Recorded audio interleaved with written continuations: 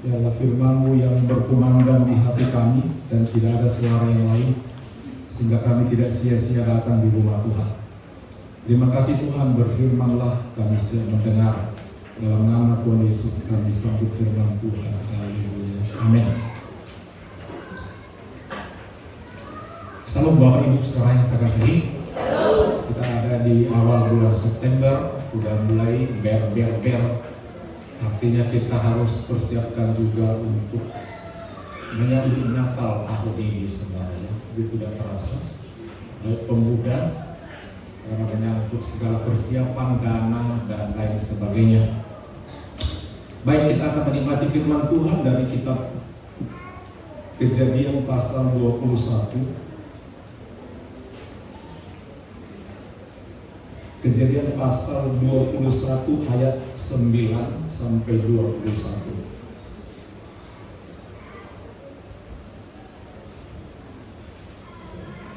Mari kita buka kitab kita semua. Kita buka kitab suci kita.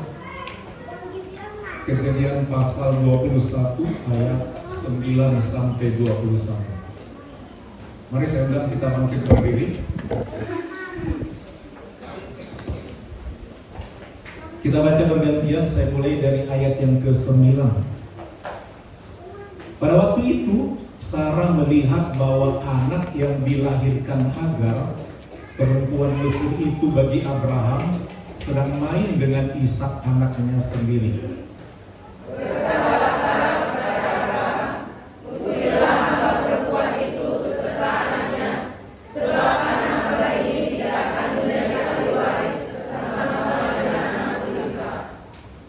Ini sangat menyebalkan Abraham oleh karena anaknya itu.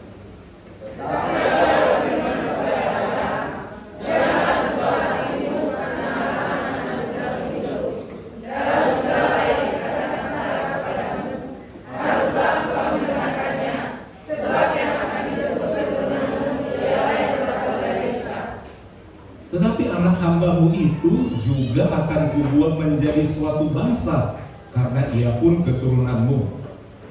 Keesokan harinya pagi-pagi Abraham mengambil roti serta sebilah air dan memberikannya kepada Hagar. Ia meletakkan itu beserta anaknya di atas bahu Hagar. Kemudian disuruhnyalah perempuan itu pergi. Maka pergilah Hagar dan mengeluarkan Hagar menuju Sisera. Ketika air yang di kantong itu habis, anak itu ditinggalkannya di bawah semak-semak. Dan ia duduk agak jauh, kira-kira sepemanan jauhnya, sebab katanya, tidak tahan aku melihat anak itu mati. Sedang ia duduk di situ, menangislah ia dengan suara nyaring. Allah mendengar suara anak laki-laki itu. Lalu malaikat Allah berseru dari langit kepada Hagar. Ia berkata kepadanya, apa yang terjadi padamu Hagar? Janganlah takut, sebab Allah telah mendengar suara anak itu dari tempat ia terbaring. Bangunlah, angkatlah anak itu, dan didiklah dia, sebab aku akan membuat dia menjadi bangsa yang besar. Lalu Allah membuka mata Hagar, sehingga ia melihat sebuah sumur. Ia pergi mengisi kantong airnya, lalu memberi anak itu minum. Allah menyertai anak itu, sehingga ia bertambah besar. Ia Ia tinggal di padang gurun Paran, dan ibunya mengambil seorang istri baginya dari tanah Mesir. Puji Tuhan, silakan duduk. Yang berbahagia adalah mereka yang mau mendengar firman Tuhan dan yang melakukannya. Saya membaca ayat ini dari Alkitab edisi baru, edisi kedua saudara. Oke saudara, kita mendengar firman Tuhan hari ini adalah pergumulan satu keluarga anak Tuhan. Pergumulan satu keluarga anak Tuhan. Dalam pasal 15, Tuhan berfirman kepada Musa dalam satu mimpi atau penglihatan. Dikatakan di dalam ayat itu bahwa Tuhan akan memberkati Abraham dengan anak. Sejak kita baca ayat itu, saudara-saudara, perhatikan Alkitab saudara dalam kitab Kejadian pasal 15 ada satu perjanjian tentang keturunan. Rupanya perjanjian itu juga ada syaratnya, saudara, ada korbannya.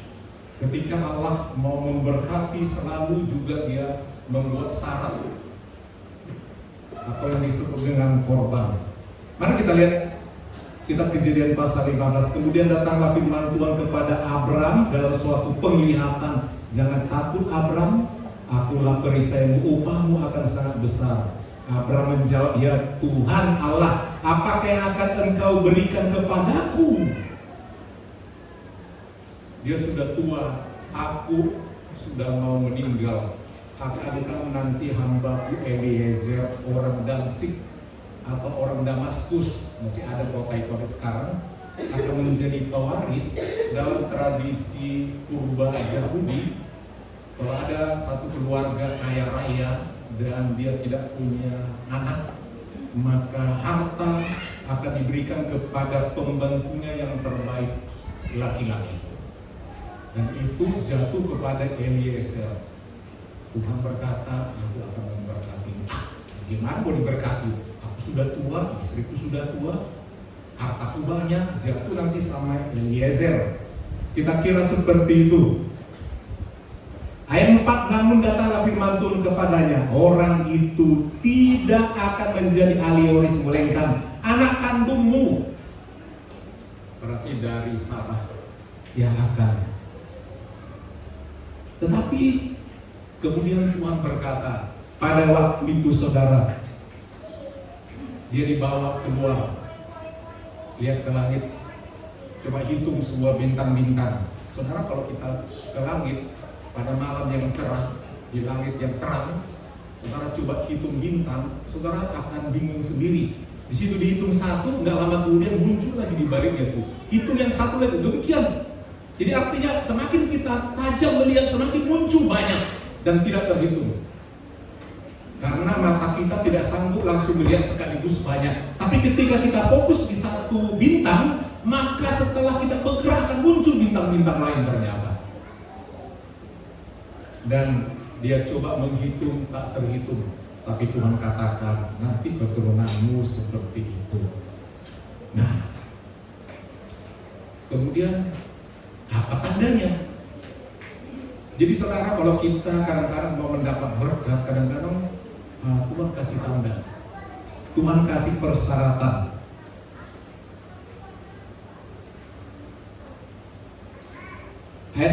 Ayat ke-7, firman Tuhan kepadanya lagi, akulah Tuhan yang membawa engkau keluar dari Ur Kasdim untuk memberikan negeri ini kepadamu, maksud tanah Kanaan, menjadi milikmu. Kata Abram, ya Tuhan Allah, bagaimana aku tahu bahwa aku akan memilikinya? Bagaimana aku tahu? Apa buktinya? Apa perjanjiannya? Bahwa aku betul-betul akan punya anak dari anakku, anak kandungku, dari istriku yang sah, yaitu Sarah. Ayat 9, firman Tuhan kepadanya, ambillah bagiku seekor lembu betina berumur 3 tahun. Itu tanda. Jadi sebelum mendapat berkat itu ada korban. Sama seperti kita, sebelum kita mendapat keselamatan oleh kasih karunia Allah, ada korban, yaitu Yesus Kristus. Ketika orang Israel mau diberkati pengampunan dosa, ada korban melalui domba dan lain sebagainya. Demikian juga ketika mereka akan mendapat kasih karunia seorang anak, ada korban. Dia sangat kaya, tentu gampang mengambil malam itu juga seekor lembu umur 3 tahun. Syaratnya mesti betina. Ada arti betina, simbol keturunan. Kemudian dikatakan kambing berumur 3 tahun. Itu juga jenis berkat, jenis nantinya tentang sifat anak-anak. Kemudian dikatakan seekor burung tekukur dan seekor anak burung merpati. Semua itu diambilnya bagi Tuhan, dibelahnya menjadi 2, lalu dibagi bagian itu diletakkannya satu di samping yang lain. Waktu dia mempersembahkan itu, saudara, ya, berdampingan semua, datanglah burung bangkai. Perhatikan korban. Kadang-kadang ketika kita mau memberikan korban, itu datang pemangsa. ada yang iri. Itu sebabnya bukan gampang orang mau berkorban. Burung bisa digambarkan dalam hal ini dikatakan burung pemangsa pedaging. Dalam catatan ini Alkitab edisi baru, ketika burung-burung pemangsa hingga di atas daging binatang-binatang itu, Abraham mengusirnya. Itu punya Tuhan, jangan ambil. Sibuk dia mengusir, capek dia mengusir saudara, akhirnya dia tertidur. Menjelang matahari terbenam, Abraham tertidur. Ayat 12. Lalu gelap gulita yang mengerikan turun meliputinya. Gelap gulita bukan gelap gulita malam biasa, gelap gulita yang mengerikan. Seperti gelap gulita waktu bangsa Israel mau keluar dari Mesir, ada gelap gulita yang sangat. Dalam terjemahan lain, gelap gulita itu seolah-olah bisa dipegang, seperti satu awan yang padat, asap yang tebal sehingga boleh dijamah. Gelap gulita dan mengerikan, artinya suasana mencekam karena tidak bisa melihat apa-apa. Coba bayangkan kengerian gelap seperti apa? Apakah mungkin dalam kengerian gelap itu terdengar suara-suara iblis yang mengerikan? Tidak jelas, tetapi dikatakan gelap gulita yang mengerikan. Itu tanda perjanjian bahwa ternyata nanti kehidupan Abraham selanjutnya penuh dengan gelap gulita, kengerian pencobaan. Firman Tuhan kepada Abraham dalam gelap gulita itu, dalam kengerian, ketahuilah, ini tentang masa depan. Ketahuilah sungguh-sungguh bahwa keturunanmu akan menjadi pendatang di suatu negeri yang bukan milik mereka, dan mereka akan diperbudak dan dianiaya selama 400 tahun. Belum lahir aja Tuhan sudah maha tahu. Nanti bangsa Israel berbuat dosa, keturunan Ishak dibuang ke Mesir dan diperbudak. Kenapa diperbudak? Itu rahasia Tuhan. Karena Tuhan maha tahu bagaimana sifat kita besok. Apakah kita akan jatuh? Tuhan maha tahu. Dia tahu yang dulu, tahu yang hari ini, tahu yang besok yang akan datang. Bahkan yang belum lahir akan bagaimana Tuhan tahu. Kehebatan Tuhan. Belum lagi muncul bangsa-bangsa yang banyak, nanti akan diperbudak keturunanmu sekian ratus tahun. Kenapa itu saudara? Itu balas dendam Tuhan.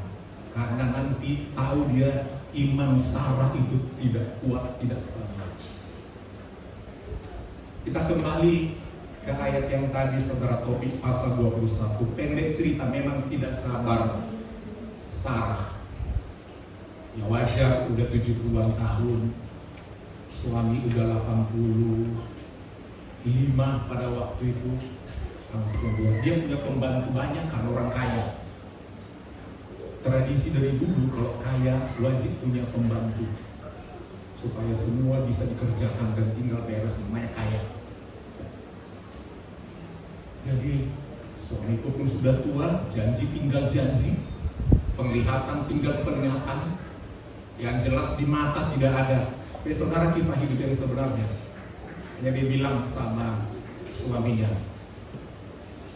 Pak, ambillah pembantu kita itu masih muda.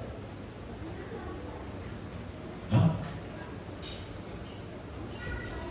Yang sangat heran mungkin, ya ambil aja. Nanti dari dia sajalah mungkin aku bisa punya anak.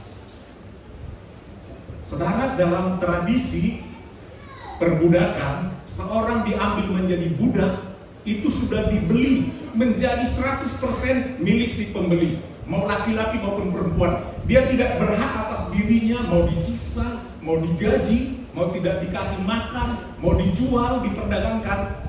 Harganya sama dengan hewan. Laki-laki maupun perempuan. Semuanya 100% milik Tuhan, itu budak. Itu sebabnya diperbudak oleh dosa atau iblis, 100% dikuasai iblis.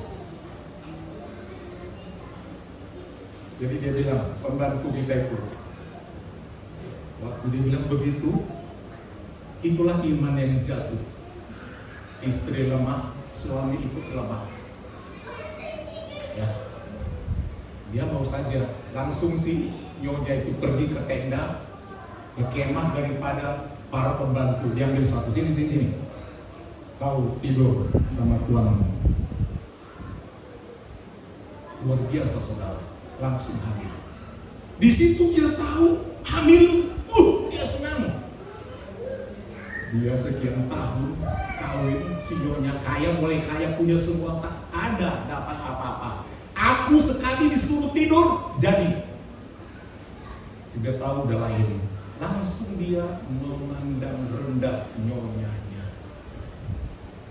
Apa arti memandang rendah nyonyanya? Biasanya, Agar, cuci piring, ambil ini, semua, apapun, picit ini, cepat angkat, masa yang enak, entah apalah.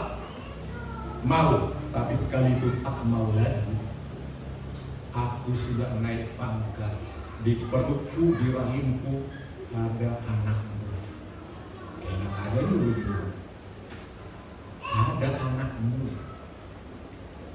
Karena udah semuanya milik majikan. Apapun yang lahir itu menjadi milik daripada Abraham dan juga istrinya. Sakit hati, pekerjaan banyak. Jengkel Sarah. Masih berapa lama Habilnya masih muda, langsung ngomel. Dia yang menyuruh, ngasih usul, ambil.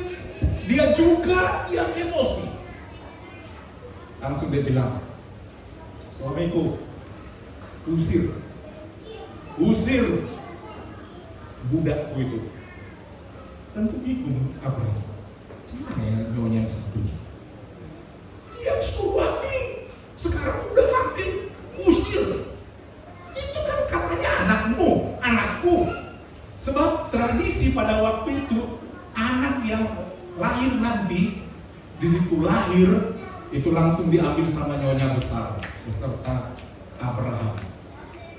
Dan langsung mereka akan berkata, termasuk nyonya, anakku lahir, pada hari ini engkau kuperanakkan. Ada ayat tentang hal itu ketika orang lahir baru, diperanakkan pada hari ini. Dan dia mesti lahir di rumah daripada keluarga itu, tidak boleh tempat lain. Tapi rupanya sebal sekali omelan daripada Hagar sama suaminya Abraham. Ngomel. Serba salah ya. Emang jadi bapak-bapak kalau terus diomelin bisa membuat tindakan tidak jernih. Ngomelin terus, akhirnya dia sebal. Dalam apa itu dikatakan? Seballah hati daripada Abraham. Kemudian datanglah firman Tuhan sama dia. Jangan sebal hatimu, turuti aja apa yang dikatakan oleh istrimu itu. Kemudian ditindaslah siapa ini? Si Hagar ditindas, kerja paksa, padahal lagi hamil. Kerja. Nggak tahan dia, kabur. Sebelum kabur, dia pergi berusaha, tinggalkan semua pekerjaan. Pas dia lagi hamil muda pada waktu itu dia kabur. Dia sedih sekali. Kemudian malaikat Tuhan datang sama dia. Hagar, dari mana ke mana?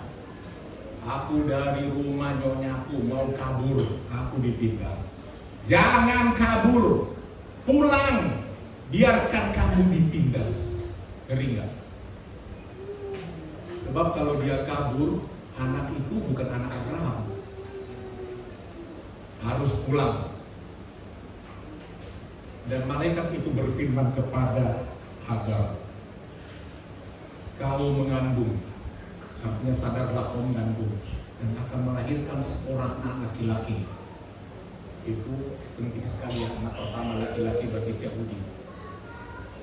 Dan engkau harus menamakan dia Ismail. Artinya Allah mendengar. Jadi jeritan daripada Hagar itu menangis. Kadang membela, bukan maunya dia menjadi istri Abraham. Bukan, itu nyonya besar ulahnya. Dia juga nggak ingin naik pangkat. Nggak ingin, dia orang yang sederhana, orang yang taat bekerja baik. Tapi korban nyonya yang tidak sabar, yang tidak percaya kepada firman, yang tidak menghormati suaminya. Dia pun pulang taat kepada malaikat itu. Oh ya, aku hamil. Ini anak Abraham. Pulanglah dia ditindas. Pendek cerita, umur 86 tahun Abraham, lahirlah Ismail.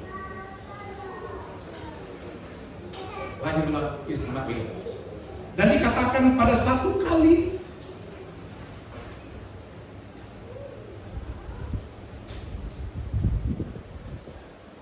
berapa lama kemudian, kira-kira 14 tahun kemudian, umur 100 tahun kemudian, mengandung tiba-tiba Sarah. Kaget, terberat di rumahnya. Tiba-tiba dia merasa ada sesuatu. Wah, aku hamil Pak, aku hamil. Dia senang sekali. Setelah kira-kira umur 2-3 tahun, anak itu disapih, dibuatlah pesta. Artinya sudah tidak disusui lagi, disebut namanya Ishak. Dalam ayat itu, saudara, pada suatu kali Ismail umurnya, kalau jaraknya tadi kan 86 dan 100 itu 14 tahun. Tambah lagi disapih sekitar 2-3 tahun. Bisa jadi umur Ismail sudah kira-kira 17 tahun. Sementara Ishak kira-kira 3 tahun. Mereka sedang bermain-main. Si abang pun senang dengan adiknya. Tapi dalam permainan itu, dalam bermain, dia melihat tingkah Ismail ini seperti menyiksa Ishak. Dalam terjemahan kita ini disebut bermain. Dalam terjemahan asli sebenarnya menyiksa. Itu sebenarnya dalam penjelasan lain, anak yang dilahirkan menurut daging itu menyiksa yang dilahirkan menurut roh. Dalam kitab Galatia dijelaskan. Itu sebenarnya dia lihat udah lain permainan anak remaja, anakku yang paling gede ini dari si Hagar itu. Anakku. Dalam video itu kalau saudara tonton, mungkin hanya sekedar video. Itu si Ishak yang masih kecil, dia taruh kepalanya, ditaruh di bawah, dipusing-pusing kan begini. Mamanya emosi. Kau apain anakku tuh? Cuma bercanda itu, kata si Hagar. Akhirnya dia emosi, dia ngadu sama suaminya. Usir dua-duanya, usir.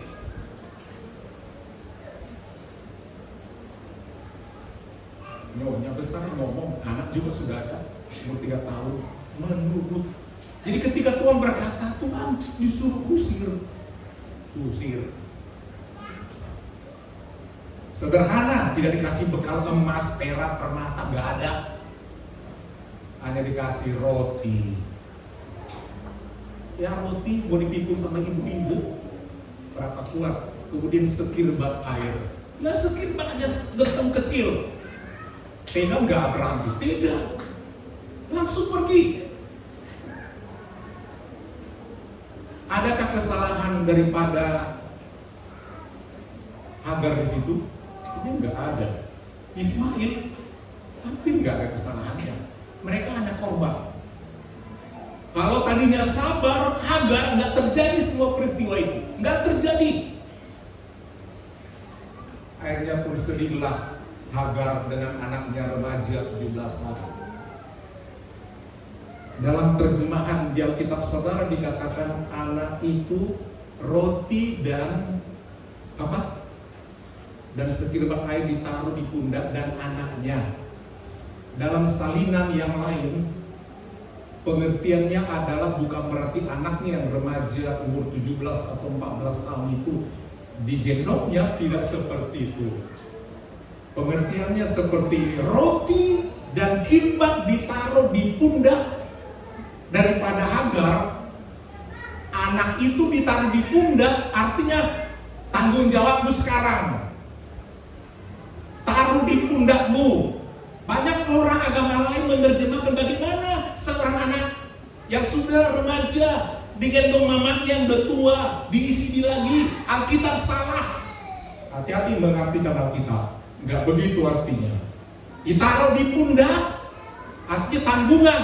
Tanggunganmu, ini bawa roti, angkat. Ini pun tanggunganmu, bukan tanggunganmu lagi. Udah, uruslah itu anakmu itu. Berjalanlah mereka ke padang gurun Paran di sebelah selatan Israel. Ya, cuma berapa roti dan sekirban air, bagaimana? Lama-lama habis. Roti udah habis, air udah habis. Anak ini pun menangis lah, anak remaja ini. Aduh, tadi udah pamit semuanya. Aduh, matilah kita ini, gak ada apa-apa lagi, gak ada. Akhirnya ibunya ini melemparkan, membuang. Sang kesannya dia, anak remaja itu, buang ke semak-semak. Tak tahan dia melihat anak itu, biarlah dia mati tanpa kuliah.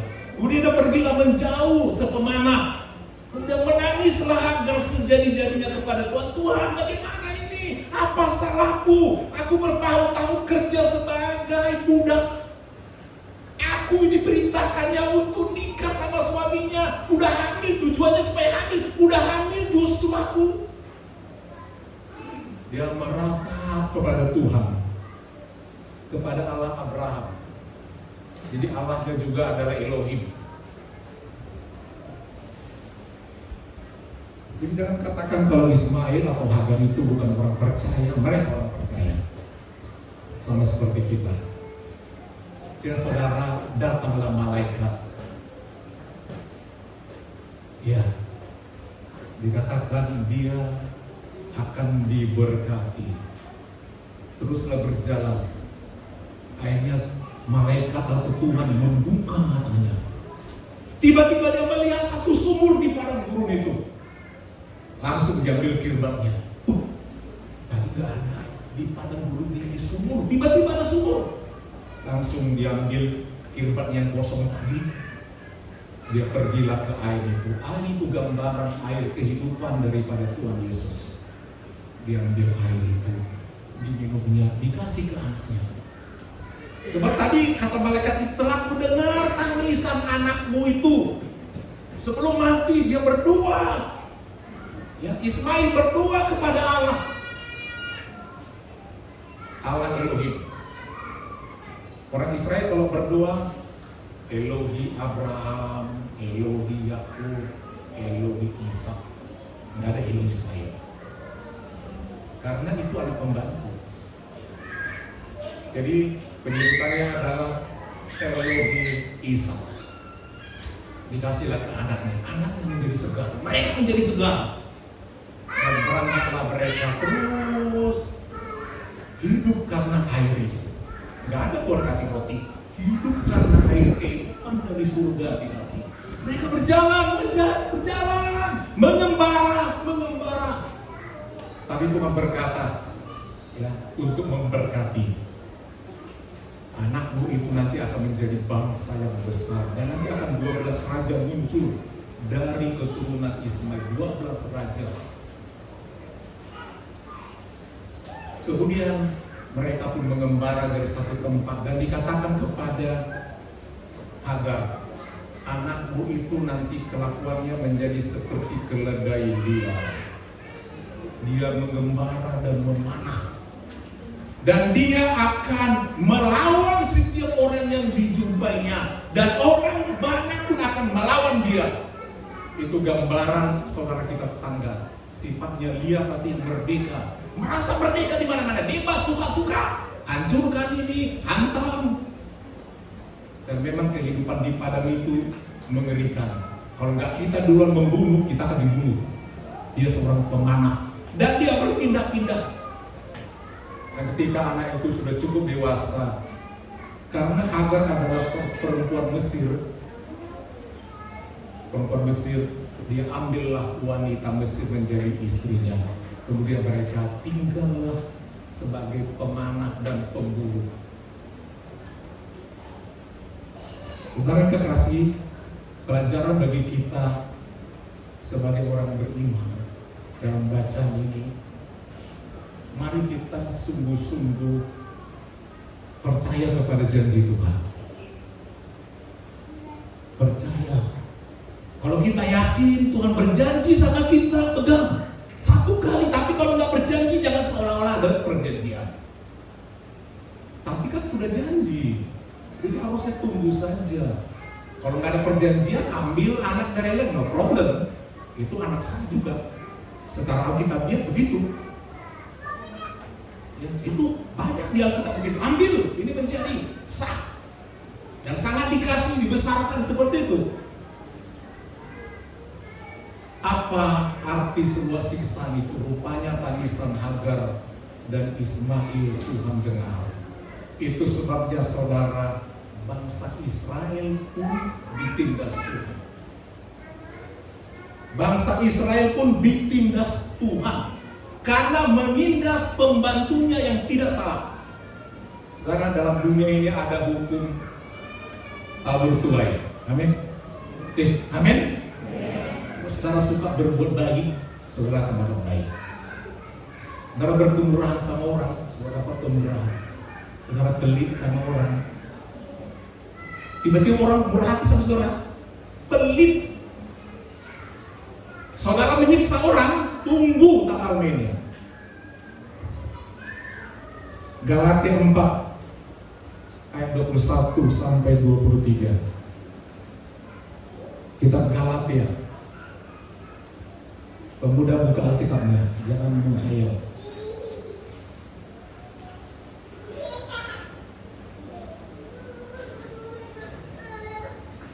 Galatia pasal 4 ayat 21. Judulnya di Alkitab saudara ada ya, Galatia pasal 4 ayat 21, judulnya Hagar dan Sarah. Bayangkan di perjanjian baru cerita tentang perjanjian lama. Katakanlah kepadaku, hai kamu yang mau hidup di bawah hukum Taurat. Hukum perjanjian lama, hukum Yahudi. Tidakkah kamu mendengarkan hukum Taurat? Mata ganti mata, gigi ganti gigi, semua balas. Dan tidak ada yang sanggup melakukan hukum Taurat, sebab satu nggak dilakukan, 9 yang lain tidak diterima. Baik, bukankah ada tertulis bahwa Abraham mempunyai 2 orang anak, seorang dari perempuan yang menjadi hamba, itu dari Hagar, dan seorang dari perempuan yang merdeka, itu Sarah. Jadi 2 anaknya. Namun anak dari perempuan yang menjadi hambanya itu, dari Hagar, dilahirkan seperti biasanya. Sedangkan anak dari perempuan yang merdeka itu dilahirkan karena janji. Karena apa? Janji. Udah dijanjikan akan punya, tapi gak sabar. Ibu-ibu harus sabar ya. Kalau suami lagi nganggur, amin. Lagi sakit, amin. Jangan dipanas-panasi. Kalau anak lagi bandel, jangan dipanas-panasi, makin bandel. Iya. Ini fakta kisah Alkitab selalu seperti itu. Harus sabar, ada waktunya.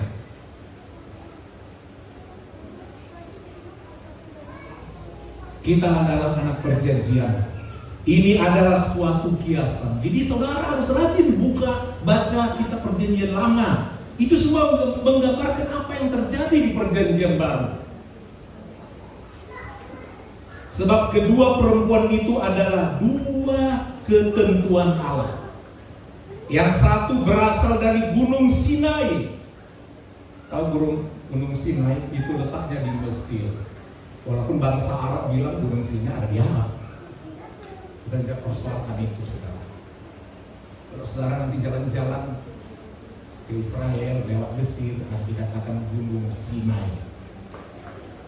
Itu tempatnya Hagar dan Ismail.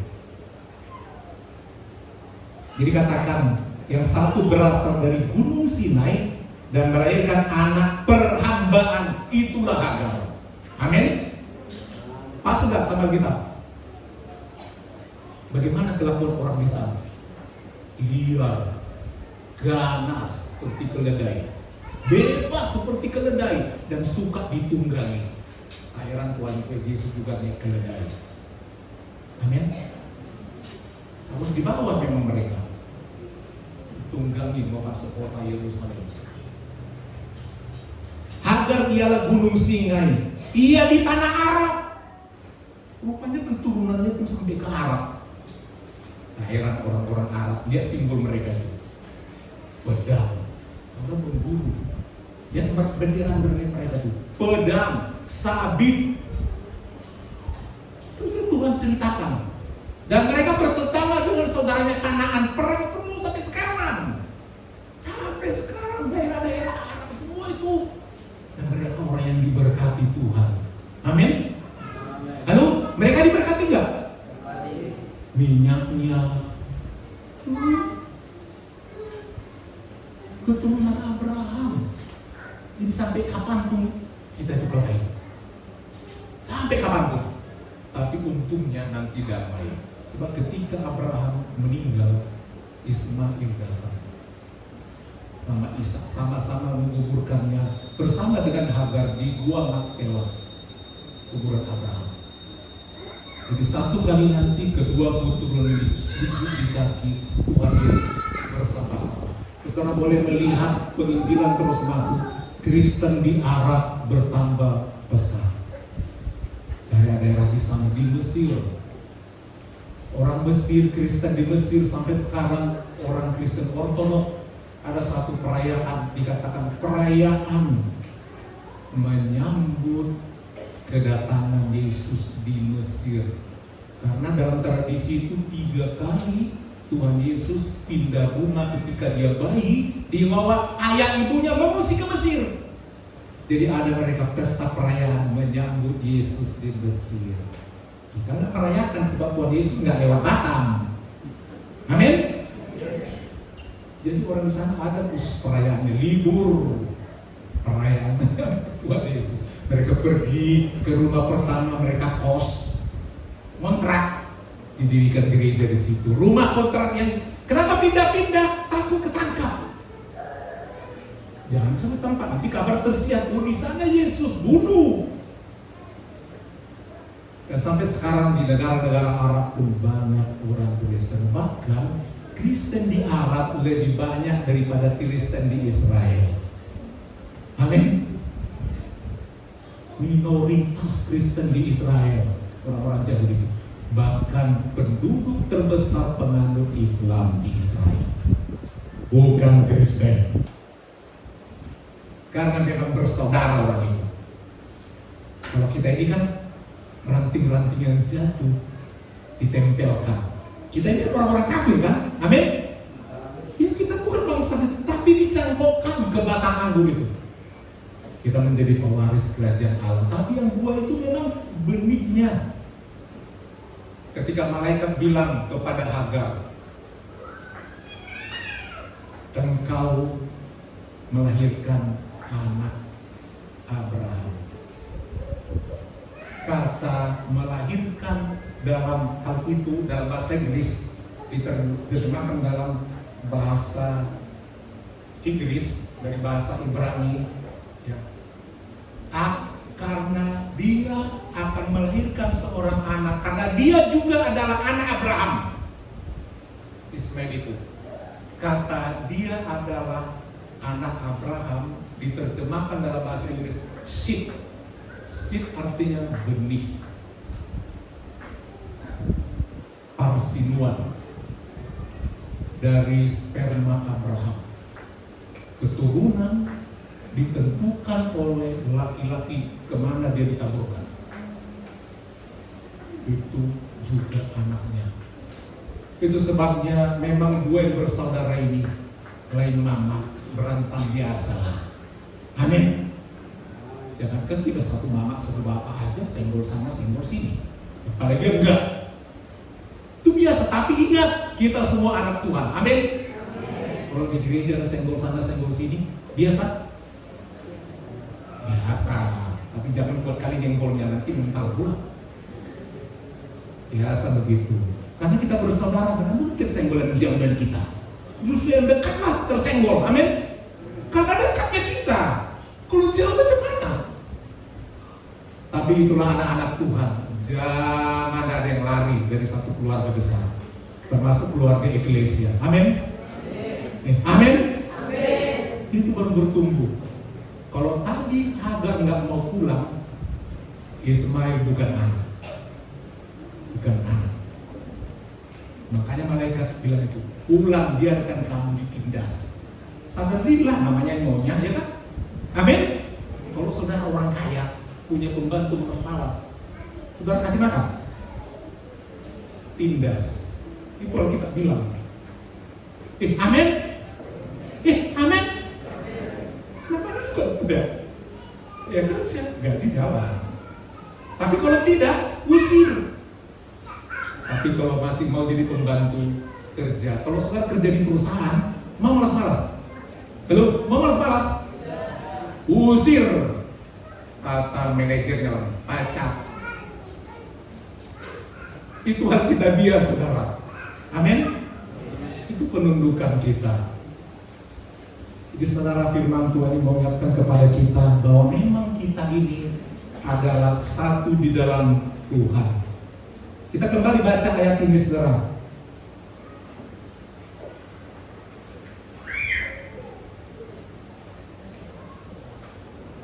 Galatia pasal 4 ayat 21 tadi. Namun Yerusalem surgawi adalah perempuan yang merdeka. Dialah ibu kita. Yerusalem yang sekarang, perhatikan kembali dulu ayat 25. Hagar ialah gunung Sinai di tanah Arab. Ia sama dengan Yerusalem yang sekarang. Kau tahu Yerusalem sekarang? Orang apa di sana? Yahudi. Mereka memegang kitab Taurat. Sama aja mereka itu. Sama yang sebelah. Hukumnya. Makanya orang itu lebih dekat. Yahudi lebih dekat sama siapa? Saudara pikir orang Yahudi lebih dekat sama Kristen? Salah. Mereka lebih dekat sama Ismail. Kita musuh bebuyutan. Ada sekarang. Gunung Sinai di tanah Arab, ia sama dengan Yerusalem yang sekarang. Karena ia hidup dalam perhambaan dengan anak-anaknya. Ya, perhambaan daripada tetangga kita itu, mereka boleh selamat kalau mereka lakukan bla bla bla bla bla bla. Harus naik haji, harus sunat. Pada sunat perjanjian Abraham, bukan perjanjian baru. Ya kan? Harus sembahyang 5 kali dan lain sebagainya, naik haji dan lain sebagainya. Bagaimana dengan orang Yahudi? Sama. Hukum Tauratnya mengerikan. Tapi hukum Taurat itu mematikan karena tidak ada yang sanggup. Untung datang Tuhan Yesus. Itu yang disebut dengan Yerusalem baru. Mereka hidup dalam perhambaan. Semoga mereka mendapatkan keselamatan. Namun Yerusalem surgawi. Jadi Yerusalem saudara yang mana? Yang di Timur Tengah atau di surga sana? Surga. Jadi kalau saudara tidak ada uang mau jalan-jalan ke Yerusalem, no problem. Karena Yerusalem saudara mana? Surga. Perang Yerusalem yang sekarang, hati-hati kalau mau pergi ke sana. Lagi nggak aman. Yerusalem kita surga. Mereka di sana hidup dalam perang, kelahi terus mereka itu memperebutkan tempat sembahyang itu. Padahal tempat sembahyang itu Tuhan sudah rubuhkan. Korban itu tidak ada lagi. Sampai sekarang tidak ada korban itu. Sebab sudah ada korban pengganti korban Tuhan Yesus. Amin. Mereka coba dirikan, gak akan bisa. Kalau nanti itu sempat berdiri, Tuhan Yesus datang. Kau dirikan lagi ya. Akulah Mesias yang kau nantikan itu. Sekarang ada satu gerbang emas di sana di Yerusalem. Mereka tutup gerbang itu sampai sekarang sama raja ini. Termasuk orang-orang Ismail tutup. Karena dalam kedua agama itu mengatakan nanti akan datang Mesias lewat gerbang itu. Mereka belum siap terima, gerbang emas itu ditutup sampai sekarang. Karena Tuhan Yesus katakan nanti dia akan lewat dari gerbang emas. Takut orang itu. Belum siap, karena belum berdiri bait Allah yang baru. Belum siap. Tapi saudara, kita siap kapan saja berangkat ke Yerusalem yang baru. Amin. Amin. Itu tujuan kita, saudara. Ada yang mau pikir ke Yerusalem yang sekarang? Bapak kepala nomor 1 kalau ada hepeng. Kalau ada hepeng catatannya. Tapi kalau nggak ada hepeng, Tuhan sudah siapkan Yerusalem yang baru, saudara. Amin. Nggak apa-apa kalau jemaat pergi ke sana senang hamba Tuhan. Kenapa? Khotbahnya lebih gampang nanti diartikan karena saudara lihat sendiri. Oh ini ya kolam Bethesda. Oh ini ya. Oh ini ya. Benar Alkitab sebab ada bukti sejarah. Bukti sejarah. Ini loh jejak kaki Yesus dulu. Oh dia di sini dilahirkan. Mungkin saudara merinding. Tapi ketahuilah sekarang Tuhan Yesus nggak ada di situ loh. Ada nggak di situ? Yang ada di situ orang berebut. Duluan masuk. Mau melihat Yesus, tuh dia di surga tuh melihat lucu. Ih, aku di sini. Ya kan? Pasti tuh Yesus ketawa. Kita baca kembali ayat ini, saudara. Sebab ada tertulis ayat 27. Ayat 28 katakan, namun Yerusalem surgawi adalah perempuan yang merdeka dan dialah ibu kita. Amin. Sarah ibu kita secara rohani, dan dari dia keturunannya nanti lahir Yesus Kristus. Yesus Kristus dialah yang disebut sebagai yang kita hormati, yang kita tinggikan, yang disebut sebagai raja di atas segala raja. Bersukacitalah, sebab ada tertulis bersukacitalah hai si mandul, itu tadi si Sarah yang tidak pernah melahirkan, bergembira dan bersorak-soraklah hai engkau yang tidak pernah menderita sakit bersalin, sebab yang ditinggalkan sendirian akan mempunyai lebih banyak anak daripada yang bersuami. Dan selanjutnya memang saudara kita ditindas, tetapi ketahuilah kita nanti akan memperoleh kehidupan yang kekal. Ayat yang terakhir saudara melihat siapa Yesus Kristus dalam perjanjian baru. Coba saudara buka kita saudara Injil Matius. Ayat yang pertama, siapa Yesus Kristus? Mari kita baca Injil Matius pasal yang pertama dan kedua. Tolong di layar. Di layar dilihat ya. Saya baca dalam edisi yang baru. Kita baca bersama-sama Matius 1 ayat 1 dan 2. 1, 2, 3. Inilah daftar nenek moyang Yesus.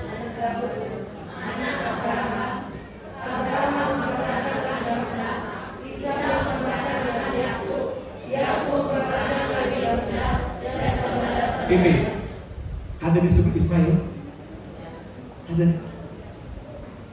Halo? Ada?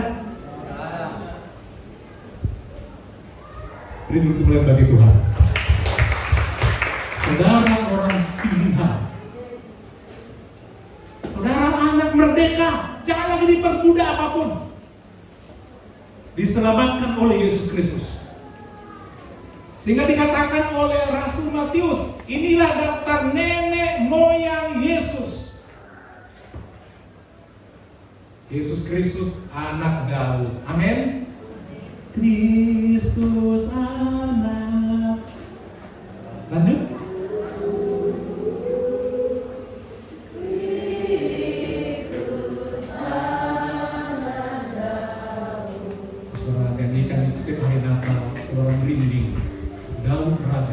luar biasa. Walau pernah dia jatuh, menggambarkan Yesus menjadi dosa karena menanggung dosa semua orang.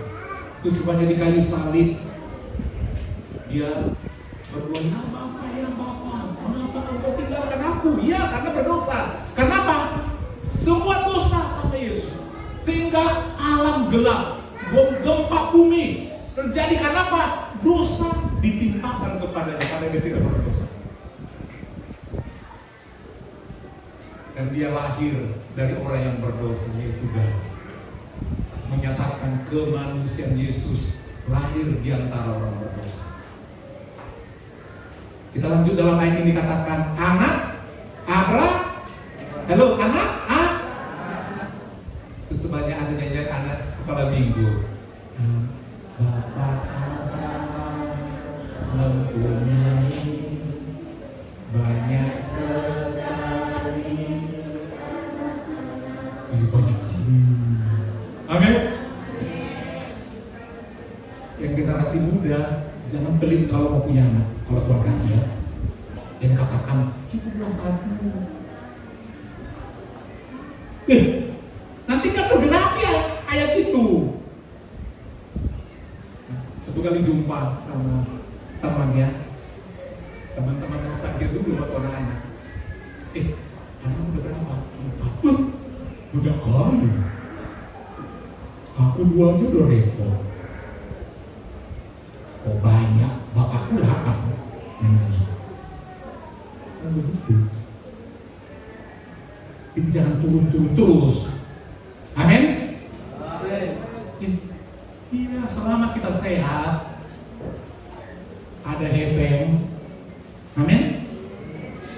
Seperti itu. Ada artis terkenal di luar negeri, saudara.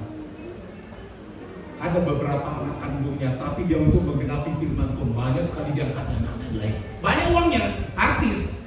Ada orang mikro, waktu baca, orang ini banyak anaknya.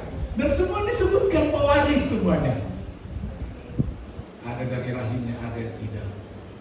Mereka orang yang mau disebut anak Abraham. Amin. Jadi kalau anak Abraham itu dikatakan anaknya banyak, bukan hanya banyak sekali. Kalau hanya 2 cuma banyak, lebih dari 2 banyak sekali. Amin. Jadi anak itu pusaka, kita harus didik, besarkan, kasih, walau banyak pergumulan. Itu pengalaman Abraham ya, udah enak-enak membesarkan Ishak. Udah remaja, senang kali dia. Udah cinta kali, tiba-tiba istrinya hamil. Senang juga dia, 2 anakku nih. Baru apa? Kelahi lagi, wah, bertengkar. Jadi kalau saudara ada pertengkaran di rumah, jangan takut. Tuhan Yesus Tuhan Yesus ada. Berpikir bersaudara itu tetap utuh, tidak ada yang keluar. Itu sebabnya Hagar mau kabur, pulang. Ada di sini anak jemaat kepingin kabur, ada yang mau kabur, Pak Gembala bilang pulang. Amin. Jangan merasa hebat, pulang. Mari kita bangkit dulu.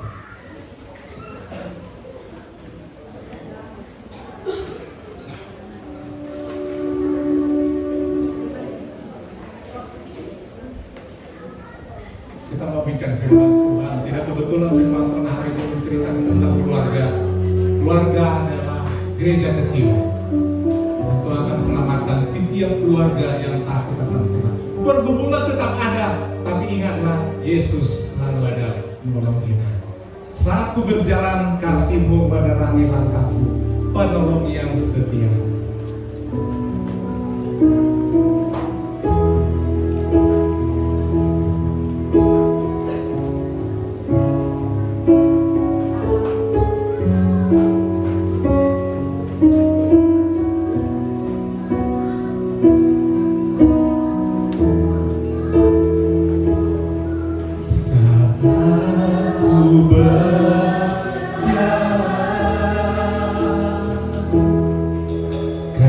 kasih-Mu